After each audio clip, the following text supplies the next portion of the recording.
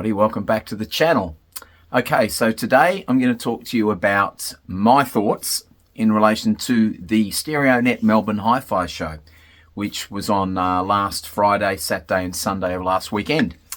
I've got some notable mentions, so what I will do is, in no particular order, I'll go through my rooms that I want to make note of as far as there was something there that appealed to me.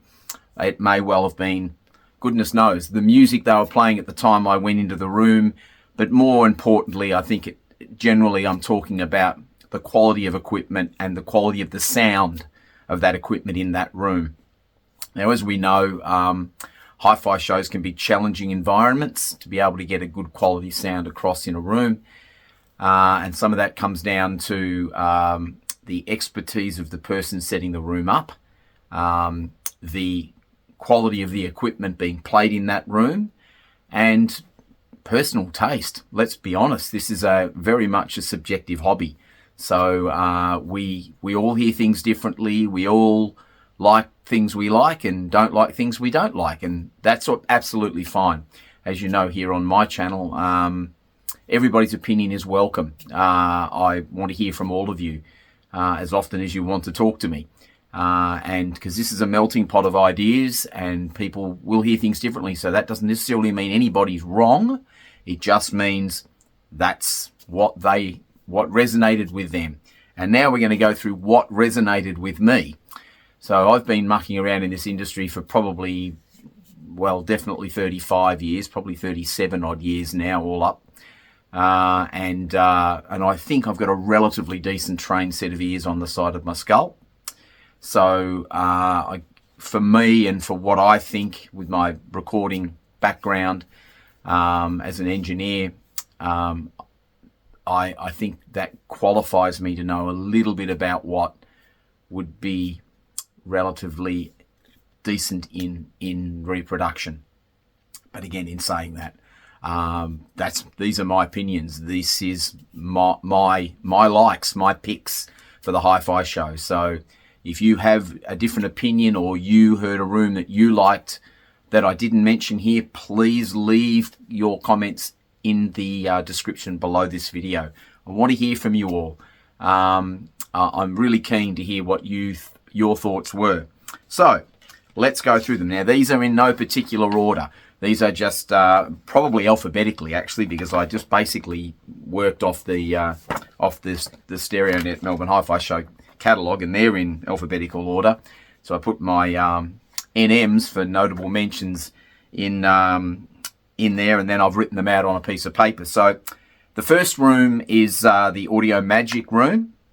I quite enjoyed that room. It was nicely set up, and the music they were playing was great, and there's something there that just resonated with me in that room. I went backwards and forwards quite a few times on these rooms that I scribbled my notable mentions down on the program on the day. So I spent mainly Friday sort of going through the rooms, and then went back on Saturday and Sunday on rooms that I needed to separate from, because I have a best of show as far as digital and a best of show as far as analog goes at the end of all of this. So Audio Magic was certainly one of those rooms. I say audio room is also usually a very, very good room, and there was no exception here this year. That was a great room, and I enjoyed that room and went backwards and forwards quite a few times. So the next room that I really liked was the Pit and Giblin room. So they brought a smaller speaker to the show this year, and I quite liked their room last year as well. This year was much the same. I enjoyed that reproduction in that room, and I think that's a great value prospect as far as what you're buying for the money in that room. It's they take the time to get that room sounding fairly neutral, and it certainly to me, to my ears, sounded pretty much bang on, and it was enjoyable to be in that room and listen to the music in that room. So the next room that I really enjoyed, and I went backwards and forwards quite a few times here, not least because they were playing a bit of Fleetwood Mac when I happened to walk in there. And then the next time I went in there, they were playing Steely Dan. So, yeah, they had me at hello, basically. Was the Stereonet room. Now, that room was sounded quite nice as well. And I enjoyed listening to that music in that room.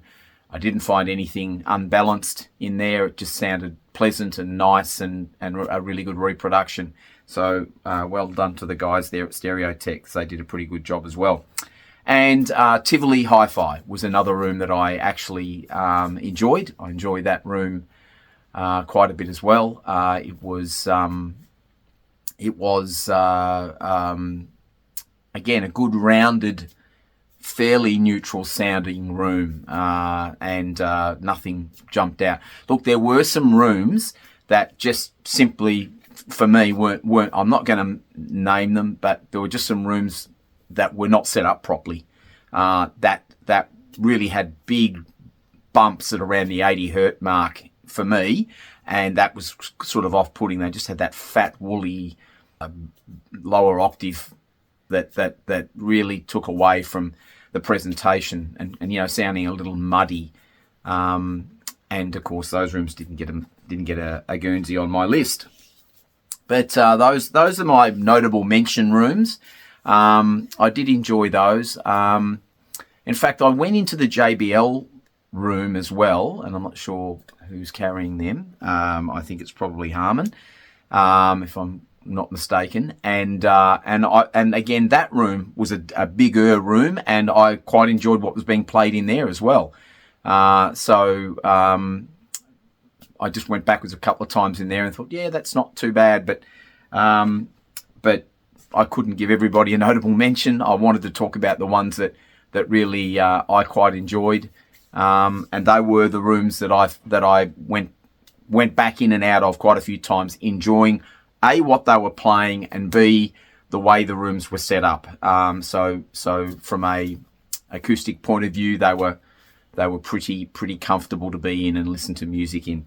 So my best digital room of show, so these are the two big awards, goes to Sound Gallery, and that would be the Griffin Audio DCS Lena DAC and the Estalon speaker room. Now there was, we had Alistair in there and Runa from Griffin Audio. I was back in and out of that room quite a bit. I actually selected some tracks for them to play for me, and I really got myself in a good position, and I was enjoying what I was hearing. Now I was in and out of that room a fair bit actually, and there were. I will say this though, that most of these rooms are very song dependent. So if you get a fairly bright, harsh, etchy song playing in a room, some of these rooms that I've given notable mentions to or given best of rooms to may well not be there. It just, on some of these rooms, I asked to play some of the tracks that I consider my reference tracks, that I know what they sound like. And in those rooms, in those spaces, in those rooms with that equipment, I found them to be really good. So that's why they get these notable mentions and these best of awards. And probably the best room in at the show for me, and hence it gets my best analog room, was Jeff's Hey Now room. Now that's probably no surprise. You may have seen my interview with Jeff. That room was bloody phenomenal. That room sounded amazing. A perfect example was as I wandered in there, and at one point, Jeff was playing a John Lee Hooker record. Now, John Lee Hooker can be a little etchy at the best of times, quite bright and a little overemphasized. But on that Mark Dorman turntable with those Fisher & Fisher loudspeakers, that setup was just magnificent. There was zero fatigue in that room. I was in and out of that room quite a lot for obvious reasons, because it just sounded so natural and so lifelike. So Jeff was just playing analog. He was just playing records all weekend long, and hell, why wouldn't you if you had a Mark Diamond turntable sitting on top of your rack? So Mark and the reed arm, the reed tangential arm that was on that turntable, their top of the range was amazing. All of it was amazing. That was a crazy good setup that sounded just perfectly balanced in that room. And I know that George from Nirvana was and Mark obviously had a fair bit to do with that room with Jeff. And the Nirvana rooms were always and have always been very, very good rooms. So with that combination of Jeff on board now at Hey Now, great system, amazing sounding system, the best room in the whole event for me, as far as 2-channel hi-fi goes. Truly a high fidelity room. Sounded amazing in there. I was in and out quite a bit. As you can imagine, I really liked it in there a lot as far as an analog setup goes. So there you go. They are my picks for the Melbourne Hi-Fi show. I enjoyed the show. The other thing that I want to talk about now is I just want to give a shout out to Mark Rushton from Stereonet. Now, Mark runs this thing, and he and his family, who you often and would see down in the paying booths when you walk in, do a phenomenal job every year of this show. They really do go the extra mile. I watched Mark's family over the course of the 3 days I was there. They're out handing show bags out there. They're restocking things. They never sit down. They never stop. There's always something going on. So Mark, well done once again on another really great show. Let's hope that things will get bigger and better, and as I'm sure they will as years go by, and building further and further on with this. But yeah, I just wanted to give an absolute notable mention to Mark and his family for doing another outstanding job of the Melbourne Stereonet Hi-Fi show. It was really enjoyable to be there for the 3 days. I can't wait for next year. As you know, every year this thing falls, I turn a year older, or my channel does anyway. Well, we all turn a year older, I guess. But I started my channel this time last year. So, it's exciting for me around that time of the year, because the channel turns a year older, and there's some really big things planned for an Aussie audiophile in this next 12 months. I'll be bringing some really amazing equipment into the room for you all to listen to, and for my final thoughts and reviews on.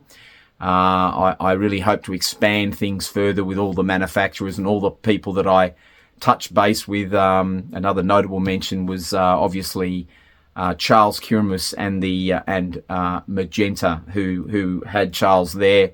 Again, another, they did a great job. Charles was fantastic. If you haven't seen my video on the restoration he did on my Goanna record, by all means, go over and check that one out, because a lot of people have watched that, and you've heard it back here at home on my system, and it is markedly improved.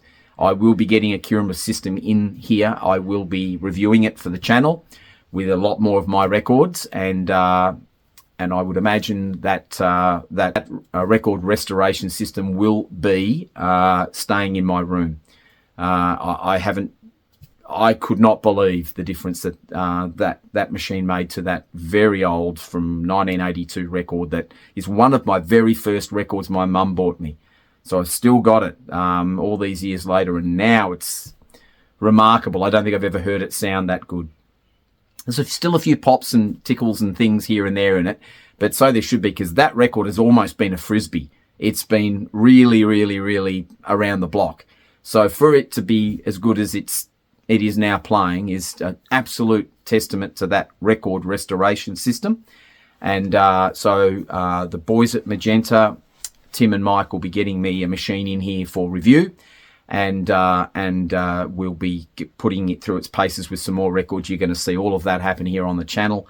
There's some more interesting stuff coming up with Magenta that I want to talk to you about when we confirm, and hopefully some other manufacturers as well in the next few months. So there'll be some amazing equipment hopefully coming into this room, and some more interviews with some more people. I want to get up and I'm still trying to get you, Mark, and one of these days I will.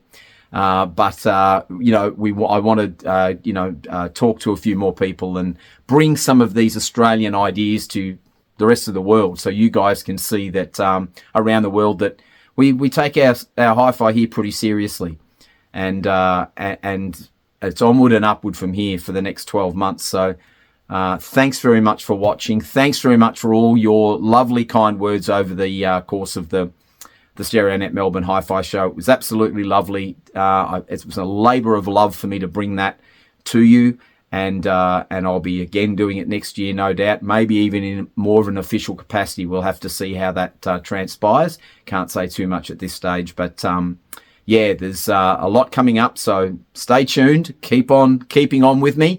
Don't forget to give this thing a like if you're enjoying the content, and if you haven't subscribed, all I can ask you to do is invite you to please press that subscribe button so you don't miss anything on the channel. And until we talk again, it's bye for now.